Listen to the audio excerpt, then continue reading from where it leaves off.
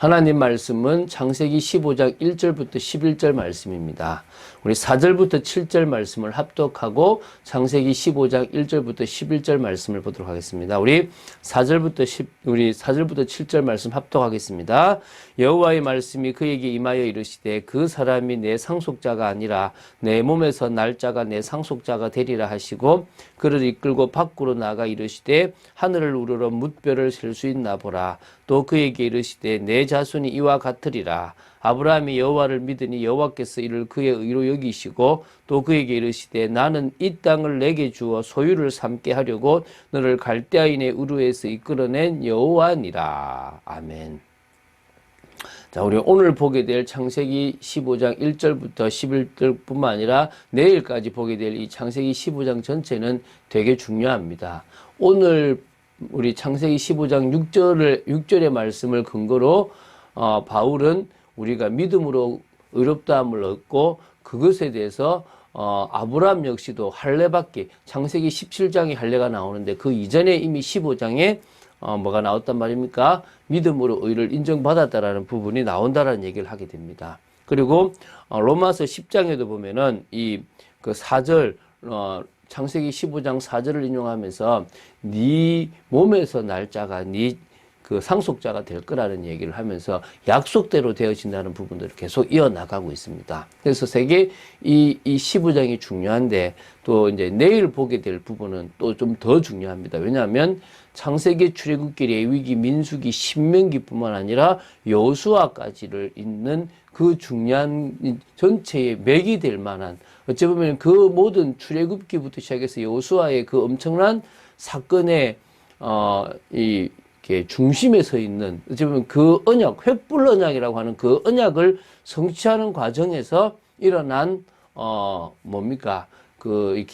그래서 이 땅이 바로 너희들과 너희들 후손의 너와 너의 후손의 땅이 될 거라는 부분에 대한 그 증표로 일어나게 될 일입니다. 그래서 되게 중요하게 보셔야 됩니다. 그러니까 이삭 이야기, 야곱 이야기, 요셉 이야기를 쭉 계속 나가고 모세 이야기와 여호수아의 이야기까지 이르는 모든 것들이 창세기 15장 사건과 관계에 있다라고 보시면 됩니다.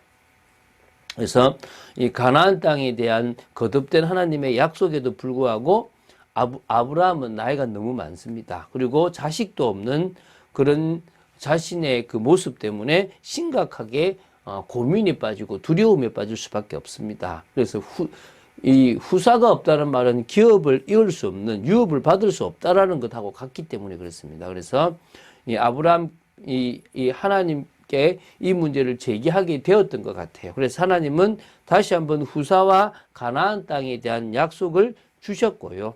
그래서 이 약속을 공식 이렇게 비준하시기 위해서 아브라함에게 희생 제물을 준비하도록 지시하셨습니다. 그 다음에 너희들이 어떻게 하면 이 땅이 너희들 땅이 될 거라는 그 확실한 증거를 허락합니다. 그것을 따라서 야곱은 축복하고 그것을 따라서 요셉도 축복하고 그것을 따라서 모세도 일을 이어가는 모든 과정들이 다 있습니다. 그래서 그것을 이제 계속 우리가 창세기에서 출애굽기까지 우리가 볼 거거든요. 쭉 이어서 그 부분을 보면 아마 여러 부분에 좀 이해가 될 것이고 어떤 맥락이란지를 좀 보게 될 것입니다. 그래서 이 창세기 15장을 좀 많이 생각하시고 보셨으면 좋겠습니다. 그래서 이 횃불 언약이라고 하는 이 부분이 오늘과 내일에 이어서 봐지게 될 것입니다. 우리 1절부터 7절까지를 먼저 보겠는데요. 가나안 땅에 전쟁이 있었습니다. 그리고 롯이 끌려갔기 때문에 아브라함이 롯을 구하러 갔고요. 돌아와서 믿음의 고백을 소돔 왕에게 할 정도로 담대하게 보였습니다. 그래서 그때부터 가나안 땅에서 아브라함은 주목을 받는 인물이 되었습니다. 그런 사건이 있고 난 그 이후에 아브라함에게는 나름대로의 두려움이 생겼습니다. 왜? 가나안의 족속들로부터 이제 견제를 받기 시작합니다. 이제 두려운 거죠. 또 후사도 없기 때문에 여러 가지 두려운 이런 상황입니다. 이때 여호와의 언약의 하나님의 그 말씀이 환상 중에 아브라함에게 임하신 것입니다. 오늘 여러분들에게도 하나님의 말씀이 환상 정도는 아니더라도 여러분 마음 신비에 또 여러분 영혼에 분명히 들려질 만큼 말씀으로 충만하고 하나님과의 관계로 충만한 여러분 되시기 바랍니다. 아브라함아 두려워하지 말라. 나는 내 방패요 너의 지극히 큰 상급이니라. 나는 너를 지키는 방패고 나는 너에게 유업과 기업과 상급을 주는 그런 상급이다. 그런 존재다. 라는 분명한 말씀을 하시는 겁니다. 사실 두려워할 필요가 없습니다. 하나님이 이 모든 일들을 하시겠다고 하셨으니까 믿고 나가면 됩니다. 그런데 우리는 인간인지라 눈에 보이는 걸 믿게 됐고 지금 환경과 현실에 낙심할 수밖에 없는 존재라는 사실을 기억하게 됩니다. 그래서 이제 아브라함이 뭐라 그러냐면 나한테 뭐를 주시려고 합니까? 나는 후사가 없어서 이 다메섹 사람 엘리에셀이 하나님이 주신 그 상급을 이을 상속자가 될 거 아니겠습니까? 나는 없습니다라고 얘기를 합니다. 엘리에셀이 누구냐 정확히 몰라요. 아마 다메섹 출신의 종이었을 거라는 것이 가장 유력한 추측입니다. 과거에 아브라함이 하란을 떠나 가나안으로 오는 도중에 다메섹을 들르게 되었고요. 그 다메섹에 들러서 그를 아마 종으로 삼고 자기 집에서 길러왔지 않았나 싶습니다.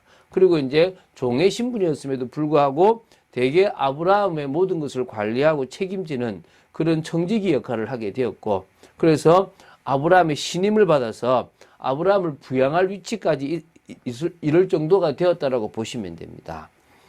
그래서 자신이 이 얘기를 하는 이유가 하나님이 저에게 씨를 주지 않았기 때문입니다. 그래서 내 집에서 길린 이 자가 나의 상속자가 될 것이라고 이야기하는 하나님 안 줬잖아요. 하나님 나를 통해서 천하 만민이 복받게 하고 네 후손을 복되게 하겠다고 하셨는데 아직도 자식을 안 주셔놓고 무슨 말씀하십니까? 라고 할 수도 있는 겁니다. 근데 이제 이때 언약의 하나님께서 중요한 말씀을 하십니다. 이제 조금 더 창세기 12장에 아브라함을 부를 때보다 더 구체적인 말씀을 하시는 것입니다. 너의 상속자는 내 몸에서 날 자다. 내 몸에서 날 자. 이거 하나를 생각하다 보니까 사례가 자기는 안 되니까 하갈, 왜냐 당신의 몸이지 나는 아닐 수 있지 않냐라고 하니까 하갈을 이렇게 줘서 이스마엘을 낳아요. 그러니까 아니다. 사라를 통해서 난 이삭이다. 이렇게 더 구체적으로 가게 되는 겁니다. 사실은 참 이렇게 우리가 하나님의 말씀을 처음부터 믿고 가만히 기다리면 되는데 기다리지 못하는 부분들이 아쉬운 거라고 볼 수 있겠죠. 그죠? 자, 그러면서 이제 네 몸에서 날 짜다라는 걸 이야기하시고 또 그를 이끌어서 하늘을 우러러 무별을 보여주시면서 저번에는 바닷가에 모래잖아요. 이제는 별을 보여주시면서 자, 저거 셀 수 있겠냐? 저거 세면 네 후손도 센다 라고 이야기해. 못 센다 이 말이죠. 그 정도로 많이 주겠다 이거죠. 6절에는 아브라함이 믿었대요. 아브라함이 믿음으로 하나님께서 그 아브라함의 그 믿음을 의로 여기셨다고 얘기합니다. 이게 되게 중요한 창세기 4장의 이 부분이 나오는 겁니다. 7절에는 보면요. 나는 누구냐? 이 땅을, 이 가나안 땅을 앞으로 메시아를 나오게 하고 언약의 중심에 있고 세계복음화의 중심에 있고 정말 구원의 중심에 있는 이 땅을 너에게 주어 소유를 삼게 하려고 갈대아인의 우르에서 이끌어낸 여호와 하나님이다 라고 얘기해요. 자, 이제 8절부터 9절입니다. 그럼 이제 이 여호와 하나님을 믿었지만 좀 막연했잖아요. 아브라함이 이제 뭐냐면 그러면은 저와 계약하십시오. 아니면 하나님 저기 증거를 주십시오. 보통 우리가 계약을 하면 증표를 가지 않습니까? 저기 증표를 주십시오라고 이제 얘기를 하는 겁니다. 그때 이제 하나님이 제사를 지내도록 해요.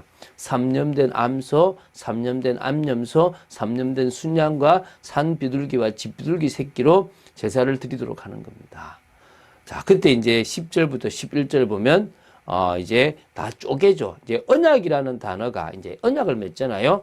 이게 히브리 단어로 베리트라는 단어입니다. 근데 이기에 자르다 쪼개다라는 빠라라는 단어에서 이 베리트가 나와요. 그러니까 다시 말하면 언약이라는 용어의 그 의미에 뭐가 들어있냐 그러면 이게 쪼갠다, 자른다 이런 의미가 들어있는 겁니다. 그러니까 고대 근동 지방에서 언약을 맺을 때 그 표적이 되는 쪼갠 희생 제물 가운데 두 언약의 당사자가 지나가요. 이게 이제 번제가 되거든요.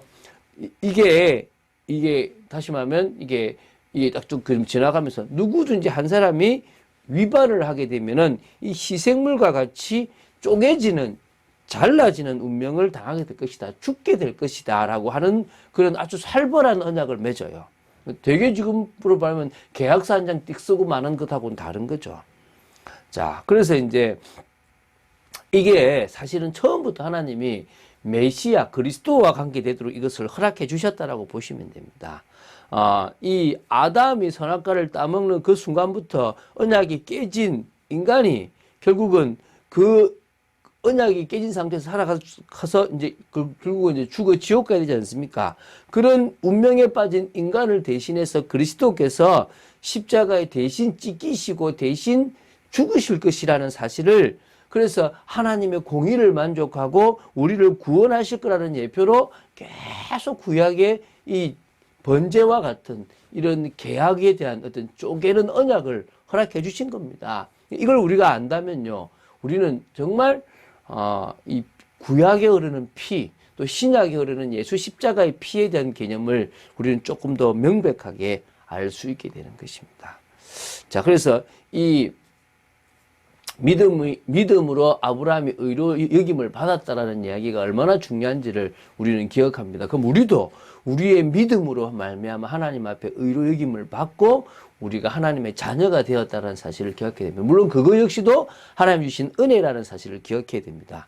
두 번째는 오늘 나오는 이제 오늘과 내일 나올 이 횃불 언약이라는 것이 이 모세오경과 여호수아의 핵심이 되는 그 모든 사건들의 중심에 더 있는 그 부분이라는 것들을 우리는 봐야 될 줄로 믿습니다. 그래서 자, 이 부분을 본다면 우리가 창세기 전체에 대한 부분들을 이 뒷부분으로 쭉 이어지는 내 족장에 대한 흐름들을 좀 더 정확하게 명확하게 보게 될 줄로 믿습니다.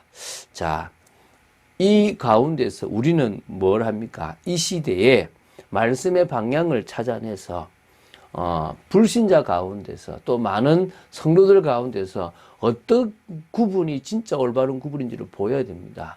너는 하나님의 일을 하는 것이 아니고 사람의 일을 한다. 나는 세상에 여러 일을 하지만 하나님 일을 하고 있다. 이런 것이 보여져야 돼요. 나는 은혜 중심에서 모든 일들을 처리한다. 너는 일 중심에서 은혜를 받으려고 몸부림치고 있는 모습이 보인다. 다르다. 이런 구분들을 해야 될 줄로 믿습니다. 그리고 말씀 가운데 분명한 하나님의 뜻과 계획, 하나님의 나라에 대한 부분들을 알려주고요. 기도 제목 또 문제 가운데서 우리 삶의 가운데서 해답 응답 방향들을 받아 누리면서 진정으로 제자 운동까지 우리 인생이 가야 될 줄로 믿습니다.